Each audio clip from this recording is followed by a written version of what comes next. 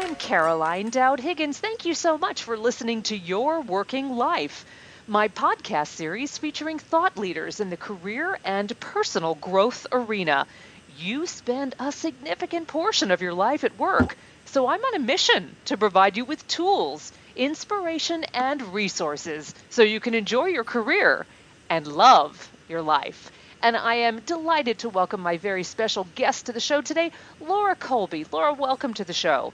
Thank you for having me. You're most welcome. I'm really excited to dive into a juicy conversation. I want to tell our listeners all about you. Laura Colby is a reporter at large for Bloomberg News in New York, covering women in the global economy and education. She was also the managing editor of Bloomberg Markets, the monthly global finance magazine. Laura has worked for the Wall Street Journal, Fortune, and the International Herald Tribune. And today we're going to be talking about her incredible book, Road to Power: How GM's Mary Barra Shattered the Glass Ceiling. So, Laura, I'm fascinated by the Mary Barra story. Our listeners may or may not know that she actually started on the assembly line and really was ridiculed as one of the first women. She was an 18-year-old engineering student and greeted with catcalls and wolf whistles, as you say, every day from the male auto workers who were unused to seeing a woman in their workplace. But as we know, in 2014, she became the first woman to run GM. So what's the connection? How did you decide to write this book? Oh, well, when she was named CEO, it was huge news for us at Bloomberg, because obviously this is one of the biggest companies in the U.S. economy, and it was the first woman to lead it. We did a story at the time about how her engineering background had helped her reach the top, and also mentioned a couple of other female CEOs who had similar technical backgrounds that helped them reach the very top of corporate America. So it really was transformative when you think about how few women are in the C-suite. It was such a significant opportunity for Mary to pave the way for future women. Yes. So why write about her now, since she's been in her job such a short time? Is this something that you think you should be doing down the road to see how she does? Well, maybe there will be a volume 2 at some point. Good point. But I think what I set out to do was, it was such an incredible thing, so unexpected, that what I set out to do was try to find out, how did she do it? How did she get from her very, working class background? Her father was a die maker in a General Motors plant for 39 years. She's of the first generation in her family to go to college. And she is now at the helm of one of the biggest corporations in the world. So my goal was not so much to, assess her leadership as the CEO, but as to figure out how she became CEO and what lessons there might be for others. And speaking of lessons, Laura, good segue. And I know that you've had numerous interviews with Mary Barra herself and her former and present friends and colleagues. And in the book, you so beautifully articulate so many of those lessons, one of which is how Mary Barra connects with and motivates employees without being a pushover. Can you speak to that? Yes. Well, she's all about teamwork from the that was one of the most amazing things that I found. I talked with people who went to high school with her. Wow. And she was not only voted the most likely to succeed in her high school class, she was also the editor of the high school yearbook. And in that role, I talked to several people who had worked with her on the yearbook, and they described a very similar type of management style from the very young age. She was all into teamwork, she was organized, but she also managed to hold people accountable, saying, you are going to do this, and can you get it for us tomorrow or next week or whatever it was. But she basically kind of encouraged people to work together and gave them goals and held them responsible for meeting them. Wow. And I think the research tells us that team-based leadership is tremendously successful. And as you said, it gives buy-in to the individual employees. But when you have that accountability as well as buy-in, that's a wonderful recipe for success. Laura, Mary has not been without her trouble at GM, right? The car that foreshadowed the Chevy Cobalt disaster, for example, and the lessons that Mary learned from that. Tell us more about that.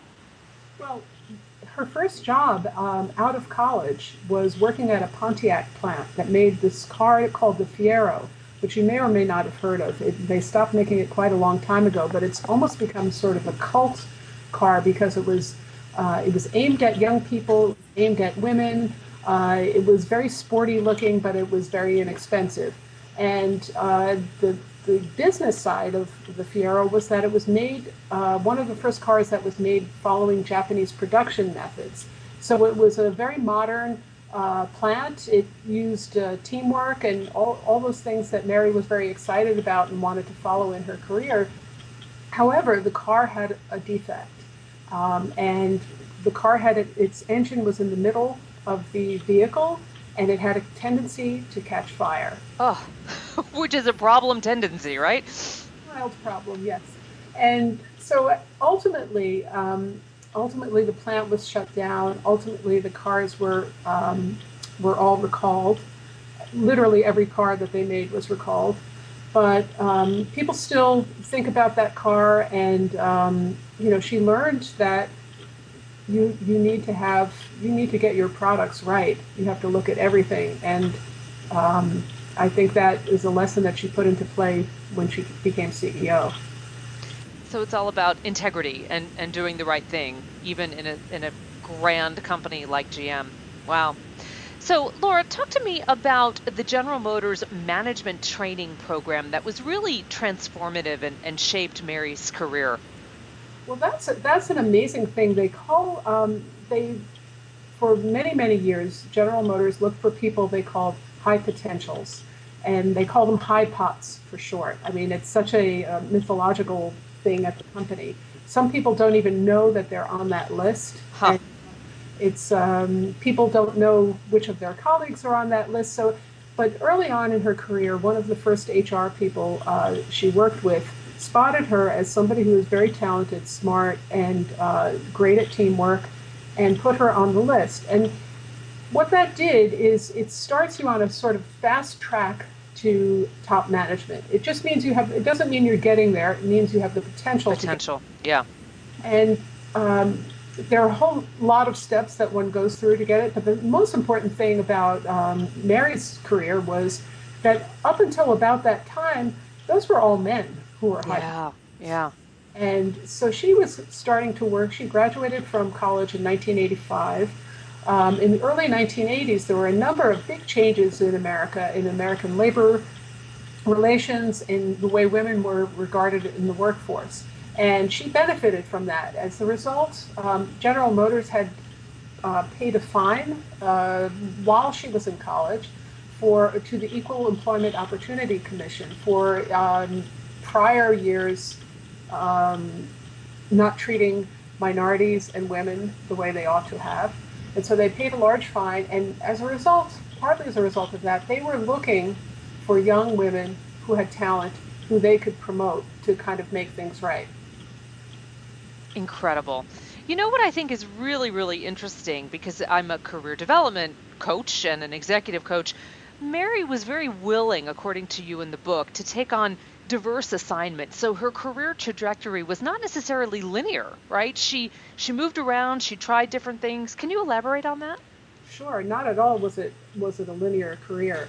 I think she would have been maybe head of manufacturing if that had been the case. And that was it. Yeah. Right. She started in manufacturing. She's trained as an electrical engineer. After that Pontiac Fiero plant closed, she went to Stanford Business School, which, by the way, as a high potential person, General Motors sent her there and paid for her 2 years at Stanford. So, I mean, she had to be accepted, but it was the company that sent her there and then also took her back when she came back. So now she's even more of a potential leader for them. She went back into manufacturing, even though she wanted to do something a little bit more challenging. And she had to wait for quite a few years, maybe about 5 years. And she got her big break when she became the executive assistant to the chief executive. After that, she did such a good job kind of working with different parts of the company and learning how to communicate the CEO's messages to these different parts of the company, whether they're engineering or manufacturing and so on, that they put her in charge of internal communications. And she said, wait a minute, I'm an engineer. What do I know about communications? But so that was a stretch assignment. And there were several others. She also, after a few years after that, she went back into manufacturing and then was made head of human resources. Now, that was a really interesting job because generally in big corporations, an HR job is not something that will lead you to the CEO's suite. Right. It's kind of considered almost like a woman's job. Many of those roles are held by women, and but she managed to take that role and she managed to turn it into uh, something that made her noticed by the then CEO, who picked her out of the crowd and later promoted her as his replacement. That was over a period of several years, but that was where she had her chance to really be not just a potential, but somebody who was actually interacting with all the really top people of the company. I don't know if this was something that you discussed with Mary, Laura, but did she at any point know that she was a high potential? You know, she was someone that they had noticed in that regard, or was she just very humbly going about her business? Well, I'm sure she knew. She was, when she was called to become to be interviewed for the position as the executive assistant to Jack Smith, who was then the CEO. That was a big clue. Yeah, yeah. You don't take just anybody to go and work for the CEO. Right. And yes, so she knew, but it wasn't clear at the very beginning that that was going to be the case. It was only much later. As a matter of fact, she told me that when that phone call came to her office saying Jack Smith would like to see you, she thought that somebody was playing a prank. Surprise, right? So I'd love to know, Laura, if you had these heart-to-heart conversations with Mary about how she not only succeeded but thrived in a male-dominated industry. I imagine she was very much in the minority. She was in the Well, yes, she was in the minority, but she really dislikes to think about that. I mean, Okay. actually, my book begins with a quote from her: "Just don't go there." She tried Yeah. to almost ignore it. I'm sure, of course, she had the cat calls in the plant. She was a very one of few women who were in many of the positions. She worked in manufacturing. She ran a big plant. So obviously it was there and it was present. But she doesn't like to see herself as sort of somebody who was held back because of that. As a matter of fact, I think she was one of the people at General Motors who created a women's affinity network, and so she's always had a lot of interest in helping other women get ahead. That's great. She's wanted to pay it forward. Did she talk about how the attitude toward women has changed in the auto industry, certainly over the years? Well, certainly the auto industry has. You don't. I don't think you would find anybody whistling at Mary when she walked into a plant. Yeah. I think that would be, you know, that's not happening any longer. There are a number of women, both at General Motors and at other companies, that are kind of moving up the ranks. Many people who are in the same age group as Mary is are now, she's 53. Those people have had 30-year careers, and they're at the peak of their careers, and they're in, they may not be CEOs, but they're vice presidents, and they're running different operations, they're running plants. So you see many, many more women taking on managerial roles in the auto industry. They're still a minority. But we're moving in the right direction. The needle is starting to move. I agree. You talk about so many beautiful lessons that Mary learned at an early stage in her professional life in your book, and why they stuck with her throughout her career journey to the top. Bring us one. Tell us one today, Laura. one. One of those lessons. Well, one of the things that was honesty. I mean, she talked about that all throughout her career.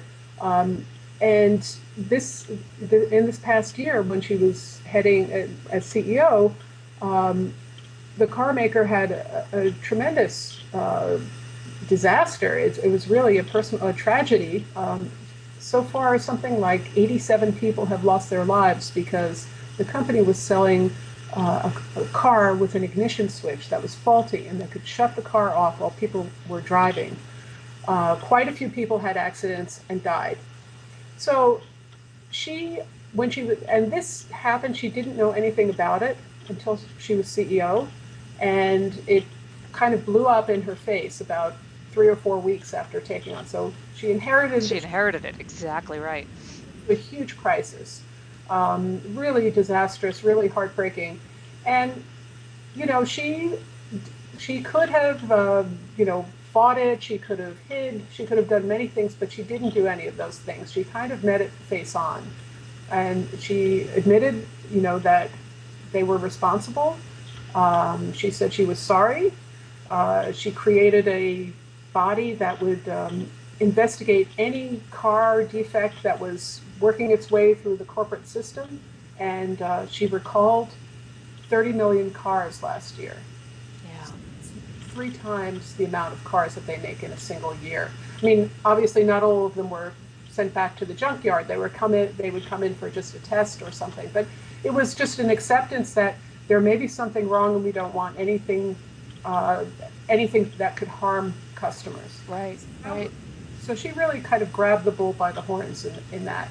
She also did an internal investigation, actually commissioned an outside law firm to do an internal investigation. She fired 15 people, and she created a whole bunch of programs that encouraged employees to also be honest and to speak up when they heard or if they knew of something that might possibly be a safety issue, that they should tell their manager, and if they didn't get a satisfactory response from the manager, that they would be welcome to go all the way up to her.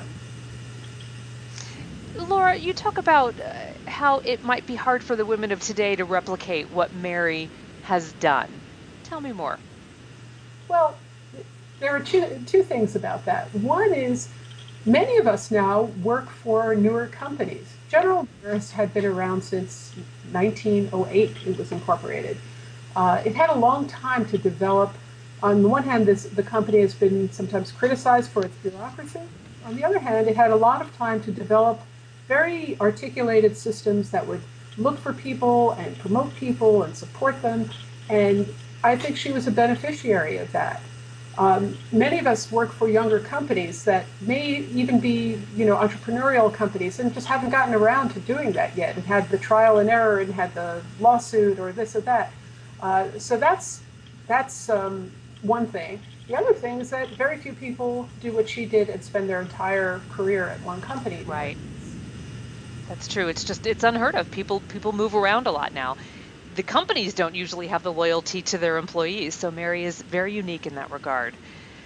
Laura, the book has so many incredible audiences. I really see it as an opportunity for others to learn from Mary's path, whether they're engineers or accountants or even parents of girls or teachers. And as you mentioned in the book, human resource executives at companies that want to stop shortchanging half the population and half their potential customers. And by that, you mean women. So I think it's incredibly beneficial for so many of us to read. So tell us, how can we buy the book? Well, you can buy it at all of the any of the online booksellers such as Amazon. It's in the major bookstores like Barnes and Noble, the national chains, and some of the independent bookstores as well. Wonderful. And Laura Colby, I want to thank you for being with me. Your book is Road to Power: How GM's Mary Barra Shattered the Glass Ceiling. What a great opportunity to chat with you today. Laura, thank you for sharing your time and expertise. It is an excellent book, and I learned so much from chatting with you today. Thank you. Thank you so much for having me. It's been a pleasure to be here. Take good care. And I want to thank all of you for listening to Your Working Life today, where my goal is to help you design your career destiny so it doesn't happen by default. True career and life satisfaction is possible, and it's time to embrace what you love doing so you can do more of it. I'm Caroline Dowd-Higgins. Take good care.